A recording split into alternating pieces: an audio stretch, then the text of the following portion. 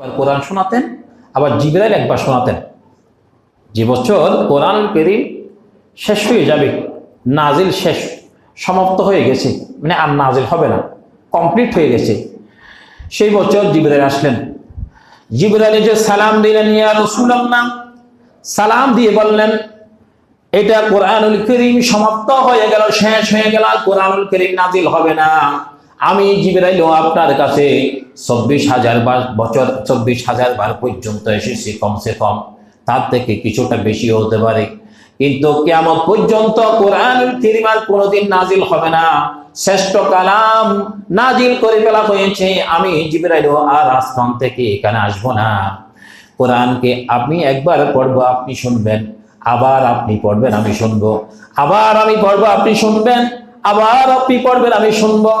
এরকম করে করে নবীজি একবার পড়লেন, জিবরাইল শুনলেন, জিবরাইল পড়লেন, নবীজি শুনলেন, এরকম করে করে দুইবার পড়ে কোরআন কারীমকে কমপ্লিট করে দিয়ে, যাতে নির্বল থাকে, বেজাল না থাকে। যে জিবরাইল কোরআন কারীমের ওহী এনেছেন আর যেই নবীর উপরে নাজিল হয়েছেন, দুইবার তেলাওয়াত করে সমাপ্ত করে আমাদেরকে জানিয়ে দিলেন। সুবহানাল্লাহ। কোরআনুল কারীম এত মজা, কোরআনকে মিলিয়ে মিলিয়ে পড়া হয়। আর রহমান আল্লামাল কোরআন খালাকাল ইনসানা আল্লামাহুল বায়ান। কোরআনুল কারীমকে এরকম আর রহমান আল্লামাল কোরআন। অন্য একটি সূরায় যদি যান, ওয়াশ-শামসি ওয়া-দুহাহা ওয়াল-কমারি ইযা তালাহা ওয়ান-নাহারি ইযা জাল্লাহা। হা দিয়ে দিয়ে মিলিয়ে দেওয়া হয়েছে। এরকম আল্লাহ সুবহানাহু ওয়া তাআলা কোরআনকে বলেছেন আমি মিলিয়ে মিলিয়ে মানুষের কাছে দিয়েছি, একটা কথার সাথে একটা কথা মিল, একটা নবীর জীবনীর সাথে আরেকজন নবীর জীবনী মিল, একজন কাফেরের সাথে আরেকজন কাফেরের সাথে মিলিয়ে দিয়েছেন। আল্লাহ বলছেন নমরুদ কেমন ছিল, নমরুদের সাথে যার আদর্শ ঠিক থাকবে সে আবু জাহেল কেমন ছিল। এরকম করে করে একজন কাফেরের সাথে একজন কাফেরের মিলিয়ে দিয়েছেন, আবার একজন মুমিনের সাথে একজন মুমিনের কথা মিলিয়ে দিয়েছেন। এই জন্য কোরআন কারীমকে আমাদের জন্য এটা হচ্ছে কোরআনকে মিলিয়ে মিলিয়ে পড়া হয়। এরপর হচ্ছে কোরআন কারীম এই মাসে নাজিল হওয়ার থেকে শুরু করে এই মাসে শেষ হয়েছে।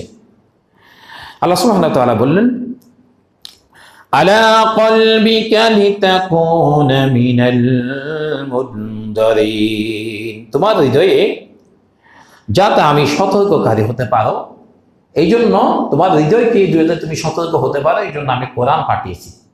যাতে তুমি আল্লাহকে ভয় করতে পারো, যাতে তুমি রাস্তা খুঁজে পাও, এই জন্য আমি কোরআন পাঠিয়েছি। আলা কলবিকা লিতাকুনা মিনাল মুনজারিন, আমি তোমার জন্য কোরআন এই জন্য পাঠিয়েছি। বিলিসানিন আরাবিয়্যিন মুবিন, আমি এটা যাতে তুমি পড়তে গিয়ে অবতীর্ণ করেছি আরবি হিসাবে। যদি এটা যদি অন্য কোনো ভাষায় যদি নাজিল করতেন তাহলে আরব মানুষের থেকে বুঝতে কষ্ট হতো। এই জন্য যাতে আরবের মানুষেরা, কাফের মুসলমান যারা ইসলাম কবুল করবে তারা সবাই বুঝতে পারে, এই জন্য কোরআনুল কারীমকে আরবিতে নাজিল করে দিয়েছেন।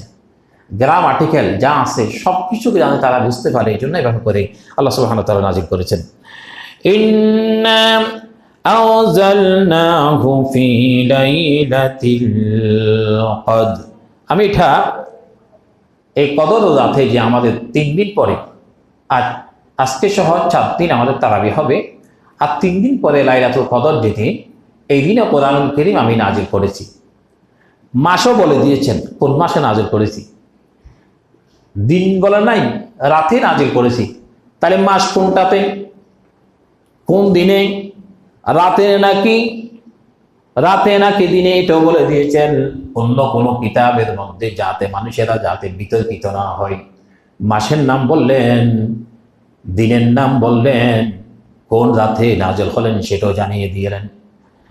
যদি এটা যদি কোরআন থেকে জিজ্ঞেস করে কোরআন তুমি কোন মাস আসলা, এটাও কোরআন বলে দেয়। কোরআন বলে শাহরু রমাদান আল্লাযী উনজিলা ফীহিল কুরআন, আমি রমাদান মুবারক মাসে নাজিল হয়েছি, রমাদান মুবারক মাসে আমি পৃথিবীর জমিনের মধ্যে অবতীর্ণ হয়েছি। আবার যদি কোরআনকে যদি কেউ জিজ্ঞেস করে কোরআন তুমি কোত্থেকে আসলা, তোমাকে নাজিল করেছি কিন্তু ঠিক আছে বুঝতে পারলাম, আসলা কোত্থেকে, তোমার জায়গা কোথায়, আমরা তো আমাদের একটি জায়গা থাকে নির্দিষ্ট, যেখানে আমরা থাকি, বসবাস করি। অকল তোমার জায়গা কোথায়, তুমি কোত্থেকে আসলা, কে তোমাকে পাঠিয়েছে, এরকম জিজ্ঞাসা করলে কোরআন বলে বাল হুয়া কুরআনুম মাজিদুন ফি লাওহিম মাহফুজ। আমি লাওহে মাহফুজে সংরক্ষিত পলকে এমন একটি জায়গায় ছিলাম যেখানে আমাকে আল্লাহ সুবহানাহু ওয়া তাআলা জমিনের মধ্যে পাঠিয়েছেন। সুবহানাল্লাহ, আমি এখানেই ছিলাম। তো কোরআনে সবকিছু বলে। আবার কে পাঠিয়েছে জিজ্ঞেস করলে এটাও বলেছেন, যিনি আসমান এবং জমিন সৃষ্টি করেছেন, তোমাকে সৃষ্টি করেছেন, আমাকে সৃষ্টি করেছেন, সে আল্লাহ এই কোরআনকে নাযিল করেছেন। সুবহানাল্লাহ। এই জন্য